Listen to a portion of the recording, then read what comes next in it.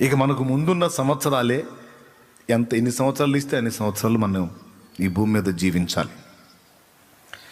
అందరి ఆరాటం ఒకటే. ఇన్ని సంవత్సరాలు నానా రకాల ఓటములతో, బాధలతో, వ్యాధులతో, అప్పులతో, తిప్పలతో, జబ్బులతో, కష్టాలతో, కన్నీళ్లతో, ఆకలితో, దరిద్రతతో, నిందలతో, అవమానాలతో గడిచినాయి.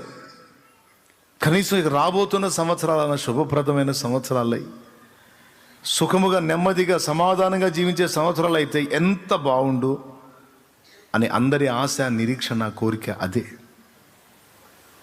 విచిత్రం చెప్పనా, మన విషయంలో దేవుడికి కూడా అదే కోరిక ఉందట. ఈ కోరిక మందే కాదు, మన విషయంలో ప్రభువు కూడా అదే కోరిక ఉంది. ఏమండి, దేవుడు గొప్పడా, మనిషి గొప్పడా? పెద్దగా చెప్పాలి. దేవుని ప్రేమ గొప్పదా,